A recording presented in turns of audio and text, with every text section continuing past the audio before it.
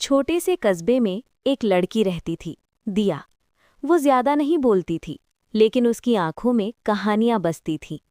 हर शाम वो पुराने डाक खाने के सामने वाली बेंच पर बैठ जाया करती, जैसे किसी का इंतजार कर रही हो। लोग पूछते, किसका इंतजार है? दिया मुस्कुरा देती, जवाब कभी नहीं देती।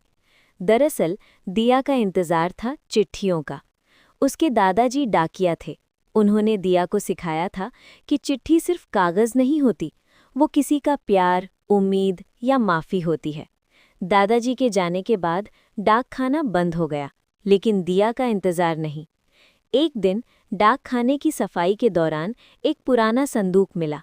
उसमें ढेर सारी चिट्ठियां थीं, बिना पते की, बिना नाम की।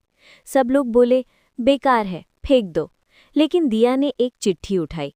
कागज पीला पड़ चुका था, पर शब्द आज भी जिंदा थे। अगर तुम ये पढ़ रही हो तो जान लो, मैं लौट नहीं सका, पर मेरा दिल यहीं कहीं है। दिया का दिल जोर से धड़का। उसने एक एक करके चिट्ठियां पढ़नी शुरू की।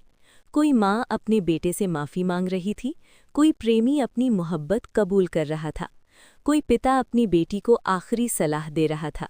दिया ने फैसला किया, ये चिट्ठियां खामोश नहीं रहेंगी। उसने हर रविवार कस्बे के चौराहे पर एक चिट्ठी पढ़नी शुरू की। धीरे धीरे लोग जमा होने लगे। एक दिन एक बूढ़ा आदमी रोते हुए बोला, ये चिट्ठी ये मेरी पत्नी ने लिखी थी, मैं कभी पढ़ नहीं पाया। एक औरत बोली, ये शब्द मेरे बेटे के हैं, जो अब लौटेगा नहीं।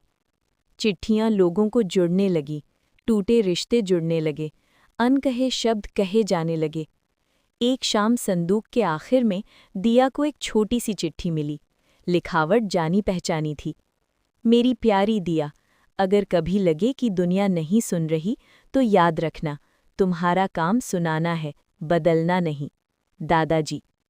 दिया की आंखों से आंसू गिर पड़े, लेकिन चेहरे पर सुकून था। उस दिन के बाद डाक खाना दोबारा खुला। अब वहां सिर्फ चिट्ठियां नहीं आती थी, उम्मीद भी आती थी। और दिया, वो अब इंतजार नहीं करती थी, वो हर दिन किसी की कहानी बनने में मदद करती थी।